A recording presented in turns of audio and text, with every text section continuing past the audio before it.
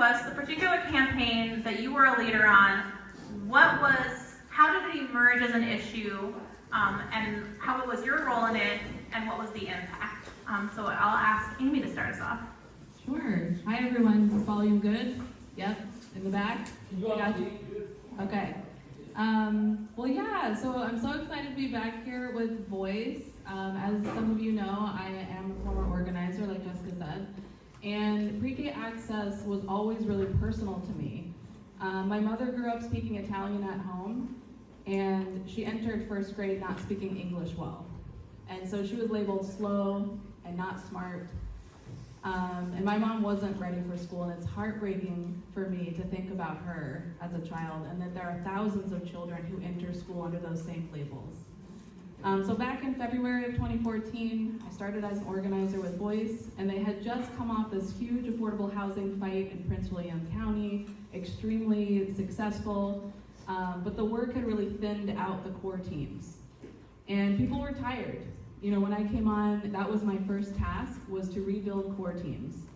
And so for a year, I made my way around to our 10 Prince William County institutions, doing one-on-ones, holding listening sessions, doing some like relational meeting training.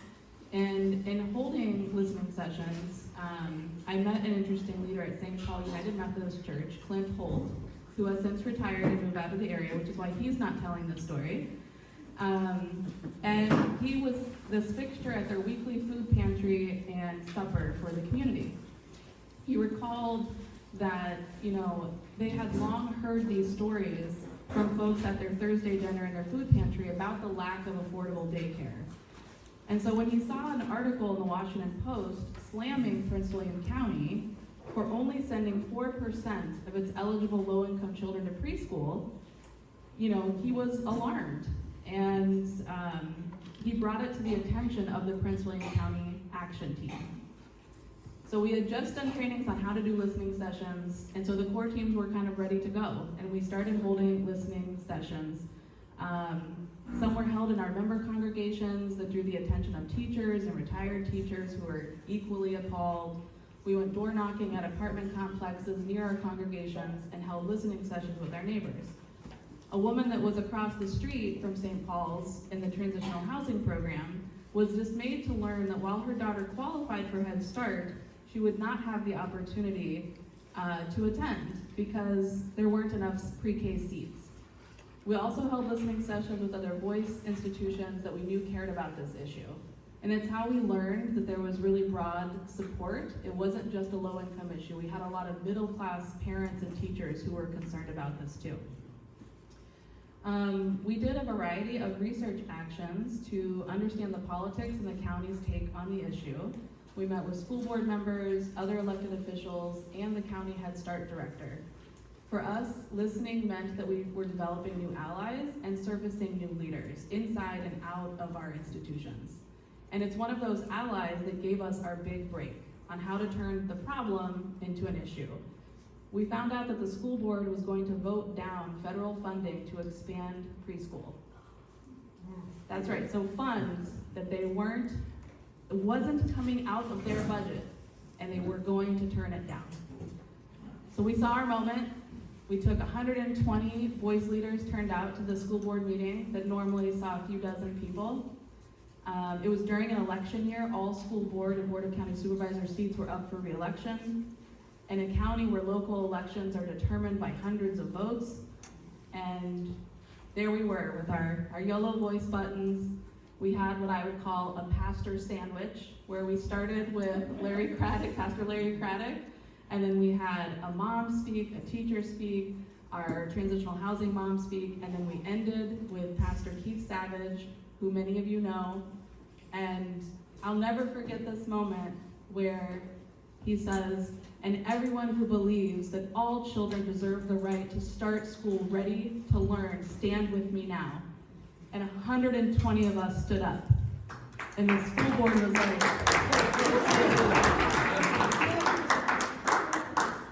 and so we changed a no vote into a unanimous and resounding yes. So, yes. So that year alone, 576 low-income children were able to go to school that was 8 classrooms. Another leader and teacher in this campaign, Michelle Nicolai, who was the former core team leader at St. Francis of Assisi, wrote to me a few years ago that Prince William County is up to 80 classes. So 20 Head Start, 60 specifically Virginia paid for classes. And she told me it's not a typo. Less than 10 years ago, we were asking for 8 classes, and they're now up to 80, 10 times that amount. So, hallelujah. Did I say under my time, Jessica? You absolutely nailed it. Who will share with us about the Crisis Receiving Center campaign. Hi. Let me first begin by saying why I'm involved. There are 3 stories. One is, and there are 3 young people. One person was given a marijuana joint that was stuffed with crack, angel dust, and sprayed with rat poison. The person began hallucinating, their brain was affected, was a family member. The next person, another family member, was playing the hangman game on social media. And it led a lot of our youth into considering suicide or meeting up with people that would be detrimental to them. This person met up with someone who murdered them and dropped them in a lake in Fairfax County. The next young person, I got a call, I had to fly out to Boston, and that person's family had made a safe plan for her. The person who was in charge of the safe plan was not there, so they sent her home. She called in her own suicide. But from that, 4 people received her organs. As a pastor, I've been called out way too many times to someone's bedside or to talk to a family and they're looking at their loved one and there isn't any place to take them. There are no beds. There are no around-the-clock facilities. There is nothing for that family. And we're then affected in our community's safety because if someone is having a crisis and the cop is called, they have to stay with that person in the emergency room until a bed is found. Wherever that bed is, then the cop has to drive that person to where the bed is, anywhere in Virginia. Takes the cop off the streets. If that cannot be done, then that person can be incarcerated. And so instead of getting the mental health care that they need, they now have a record to add to the issues that they're having. And so the reason I do work with Voice is because Voice recognizes that there is a crisis within the crisis itself. And they took the steps to go out and speak with over 400 returning citizens to find out what was the need. They cared enough in Voice to listen, and not just listen, but then organize power and act. And from that, we have the Crisis Receiving Center coming up in Prince William County. I'm very happy about that. We also got a grant this week for $2.5 million to fund the youth component. Because a lot of places, they will have space for adults, but not youth. And for people who are overlooking the youth component, may I just introduce you to youth who will be in charge of our old age care. So it behooves us to care about the youth. We were young ones. So I just want to bring attention to that. we have on the screen in Virginia. Now, all mental health is not related to substance abuse, but in Virginia, there are 14 beds per 100,000 persons. And you will see the staff shortages. So even if we have a place, if you do not have workers, you still have a serious problem. And so, through the impact of organizing, Voice called attention to the crises, engaged stakeholders to obtain funding for the state-of-the-art 24/7, 365 days crisis receiving center, to advocate for the inclusion of a youth component, and we received all of that. Voice continues to engage in this space. It's a critical need that cannot be overstated. And so I come today with an ask. Each of you have a voice. My ask is that you donate of your time, your talent, your treasure. You volunteer, beginning with your comfort zone, not looking at how much time someone else spends, but what can you do from the heart? And advocate. Tell at least one other person about these various crises or areas where voices focus in the community to build power and to make change. We all have a voice to be heard. Thank you. Thank you, Reverend. And can I add a show of hands? Who here is already involved in one way or another with the Crisis Receiving Center work across jurisdictions? So I want to give you guys a round of applause too, because this is the work that we've won and also that is ongoing that we're continuing to fight for. So thank you so much for being a leader in that. Next we'll have Findikoglu. Hi. I care deeply about affordable housing. As a teacher in a Title I school, I witnessed the impact of rising rents on my families and on the support staff who could barely afford to live where they work. When Voice asks people, what are your greatest challenges? The answer is often housing. So in Arlington, Voice leaders understand two crucial housing principles: supply and demand, right? And the interconnectedness of the housing market. So when there's insufficient housing supply and few entry-level homes for people to buy, people stay in their rentals longer, and the rents go up, and the households in the lowest income brackets end up having to leave or to spend way, way too much of their money on rent. So in 2020, Arlington began a 3-year study on the missing middle housing. Do you all know what missing middle housing is? Anybody? Not? Explain that. I need my two hands, but if you take your two hands, I like to do it this way, and put a high-rise in one hand and a single-family home in the other, everything in the middle, a townhouse, a quad, a garden apartment, a sixplex, is considered missing middle housing. Missing middle housing is not affordable housing, but Voice leaders in Arlington knew that allowing missing middle housing would do two things. It would increase the housing supply, and it would diversify the kinds of houses available. But 75% of Arlington is zoned for single-family homes only. And another little lesson, that's called exclusionary zoning. And exclusionary zoning goes back to the 30s. It goes back to redlining, covenants, predatory lending practices, blockbusting. And these practices were designed to separate the races. And they have left us with segregated neighborhoods and segregated schools.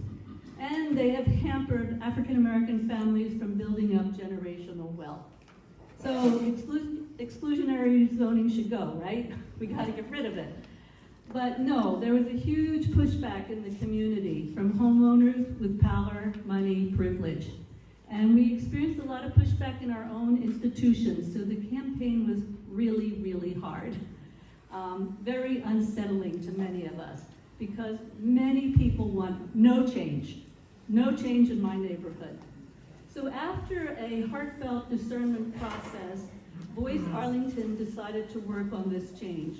So we started organizing inside our institutions and out in the community. And we tried something new. I think it was relatively new for Voice. We formed a coalition. So we met with groups like the Alliance for Housing Solutions, YIMBYs, do you know YIMBYs? Yes, in my backyard. Sierra Club, the Young Democrats, the League of Women Voters, we all came together, cementing some past relationships from one-on-ones and building some new ones. We shared data, slides, lawn sides, held workshops, wrote op-ed pieces. We supported our intel. We did power analysis together, and we made strategic plans. And we supported each other's events like housing forums or a housing picnic, a faith and housing night, a voice action, and we did a joint rally together in the snow. So our message was very focused. Allow more homes to be built, undo 90 years of racist housing policy, and fight climate change with density. And so zoning is really complicated, but we kept our ask really simple to the board. Allow up to 6 plexes and don't put a lot of parking requirements in. We used the power of stories, and we made a serious commitment to be positive, respectful, hopeful, with a new vision for Arlington. Personally, I found myself in relationships with people I would have never met otherwise, and we became quite fond of each other. We knew we were on the right side of history, and that knowledge and our relationships sustained us. So 1 year ago, the county board voted 5-0 to get rid of exclusionary zoning. And presently, I'll just leave you with this, 30 properties have been approved for missing middle housing. So instead of 30 families getting a new house, close to 100 families will have a new home. Thank you so much, Pat. And quick show of hands, who here was part of that Missing Middle campaign? Awesome, so round of applause. All right, Reverend Almaguer. All right. Well, it's great to be with all of you. I love voice deep in my bones. I came to organizing out of family tradition in some sense. Not in organizing though, but what it meant to show up in the world publicly. I'm a 3rd generation Tejano. I grew up in my grandmother telling me stories of what it was like for the Mexican immigrant community on the west side of San Antonio to take care of each other when no one else would. My grandmother grew up when there were rough public works on the west side of San Antonio. It was the barrio. And it was because of real power building of that community, they brought the first bank to the west side of San Antonio, the first grocery store, the first senior housing. You can go around in a mile radius of the home that my grandmother grew up in, and you can see all the projects that they built. I grew up in a family culture where we knew we had to take care of each other. So what I learned from an early age, long before I went to seminary, was what Dr. Cornel West teaches, which is that justice is what love looks like in public. My family taught me what love looked like, and so I know what justice should look like. And that's what brought me. And so as a pastor in the town of Vienna, wanting to know what does it look like for us to love our community, well, it looks like building a just community. So in 2017, our team, being inspired by the work of Voice and the cycle of organizing, we began to do the cycle with relational meetings, knocking on doors, getting to know our neighbors. And we began to hear story after story of what had happened in our town when a public bus line had been cut as Fairfax County was trying to balance its transportation budget. And I don't know if you know about how much budgets get made in Fairfax County, but they get balanced on the backs of the poor and our immigrant neighbors. And so the bus line that got cut, it had a stop that ran outside an apartment complex where a lot of Latino immigrants, Southeast Asian, North African immigrants live. By cutting off this bus line, it put them in a food desert. So now, one of our neighbors I met, Maria had to walk 4 miles round trip to the grocery store now. She was already dealing with a tight budget to provide for her family, but now when she got to the grocery store, not only did she have to figure out what am I going to buy with my budget, now what can I carry 2 miles back home? So our core team began in our church. We partnered with our other voice congregation in the town of Vienna, Emmaus United Church of Christ, and we began to do listening sessions. You can see up here, actually, we began to meet. Our team evolved into a team, Juanita and Dina, who were living in the apartments. Team from Emmaus, myself, and some of our Vienna Baptists. We started like talking to people at drop-off and pick-up at the elementary school, right? We got people, there's the top right corner is 75 people on the playground at Cunningham Park Elementary School for a giant listening session, strategy session. Ultimately, we began to fight for a bus line. A bus line that would run along a route that Dina drew on a map that we printed out of the town of Vienna that would hit the grocery store, the community center, go out to Tyson's where people needed to go to work. Our team expanded, and not just immigrant neighbors, but also seniors who needed the chance to get to the library, get to classes at the community center and beyond. Ultimately, we would win a $1.2 million reinvestment, the 467 bus, and more importantly, that team built up so much broad-based power, we were only supposed to have a bus for 2 years. Judging by my phone 15 minutes ago, you could have gotten the 467 bus outside of the Vienna Park Apartments.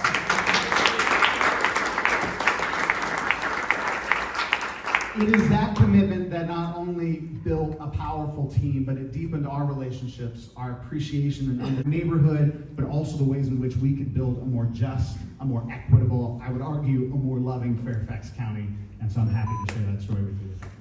Thank you so much. Awesome. So we wanted to show sort of a spectrum of present to past, local, I'll allow others, but we're going to be talking a lot in this core team training series about the importance of listening, about relationship building, specifically through relational meetings, and also listening sessions. So I asked our panelists to think about and just briefly share how in these campaigns the role of one-on-ones, listening sessions, and core teams really were important to success.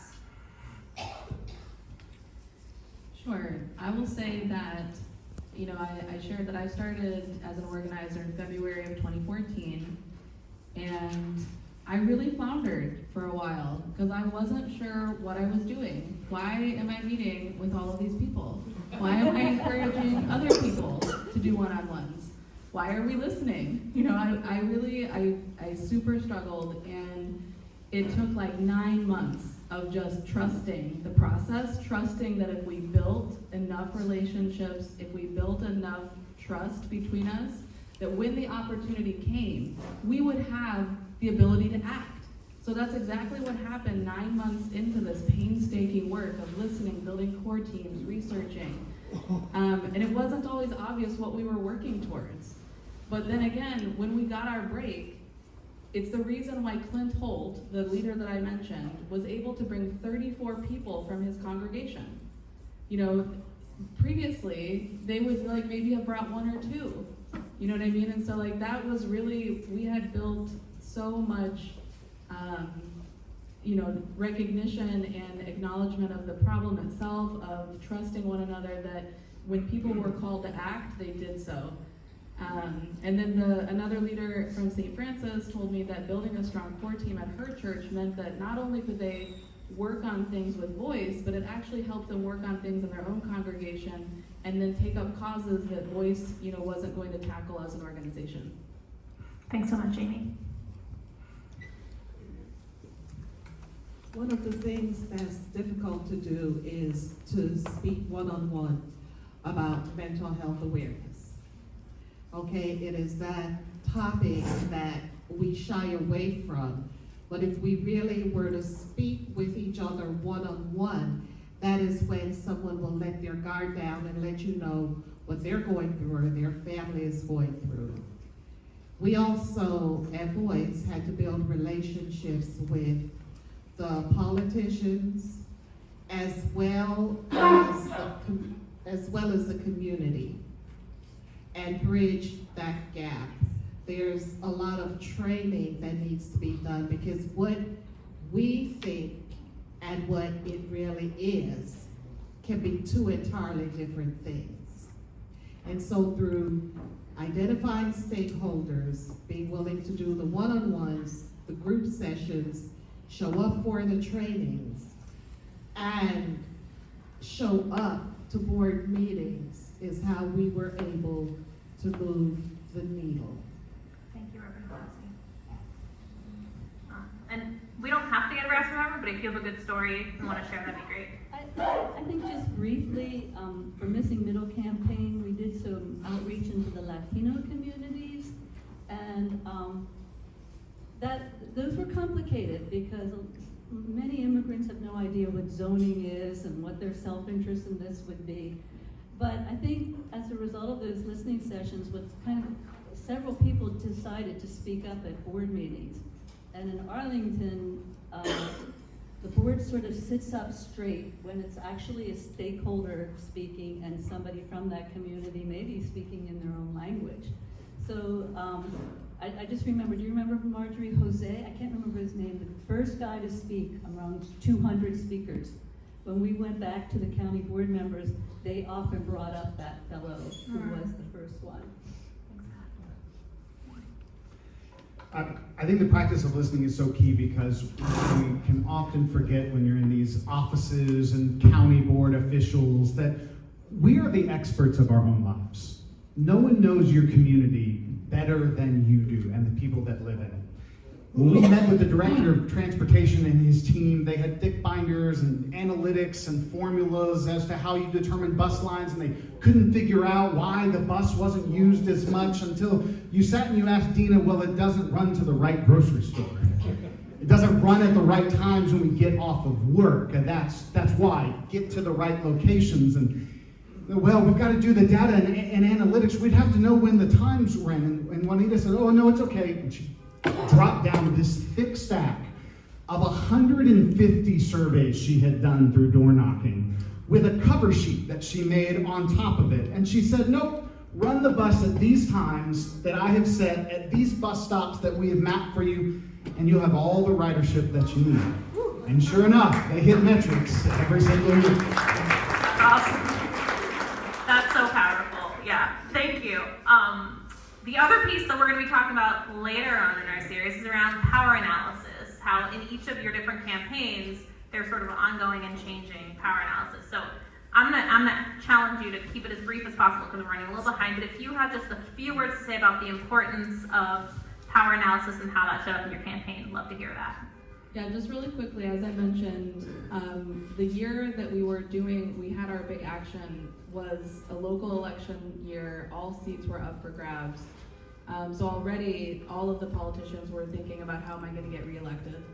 And then we found sort of our inside information through the head of Head Start, the county chair of Head Start, who had strong ties to the school superintendent. So we actually knew when we walked into the meeting that we had lost one of our yes votes. So she came right up to me, and because, again, we had spent over a year building this relationship, she's like, Amy, during the meeting, we lost one of our votes. We don't have the votes. And so it was this like ongoing power analysis that we were doing with the school board members themselves to try to understand why they would turn down this funding, and then having someone who could just come up to us, and tell us directly what the current situation was.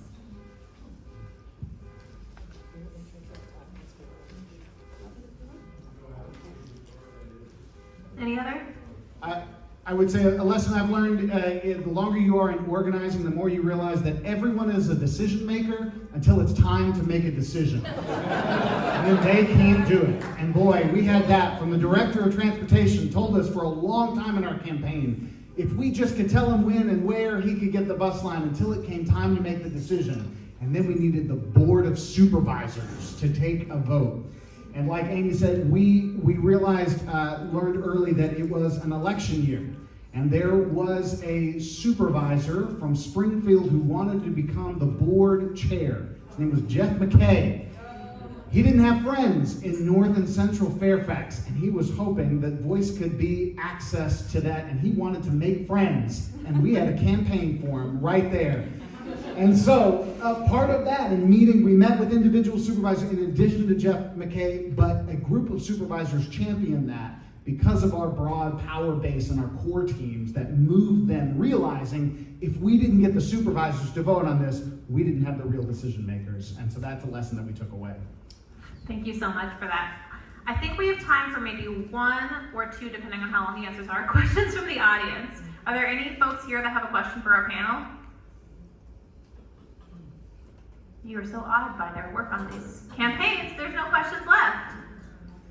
If that's the case, we can keep, oh, yep, Reverend Levwood. Should I get a mic or can you all hear me? Speak up. Okay. I'm curious about the relationship between the listening that happens within our organizations and then the listening with other constituents within the community who are not a part of our organizations. And I don't know, just if you could say more about the balance there and maybe even the connection between the two.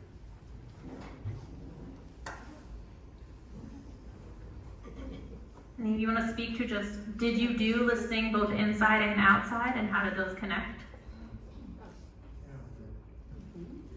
They're looking at me, so I honor my team. I learned early on, so I think that the greatest power that you have, where your institution is going to come alive, is the intersection of where its greatest passion is and where the community's greatest need is. And our core team did listening session internally first. And one of the things we realized is that the Anabaptist has a ton of current or retired teachers. And so if you want my church to do anything, you want it to raise a donation drive, you want it to rob a bank, you just tell it it'll help local schools, right?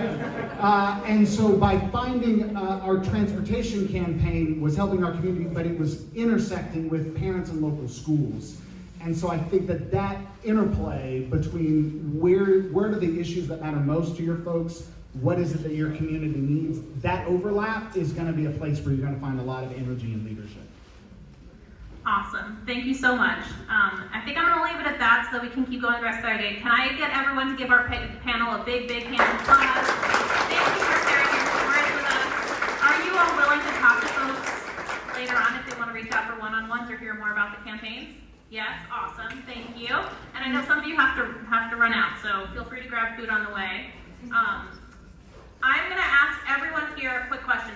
Can you raise your hand if you are not currently sitting with people from your core team?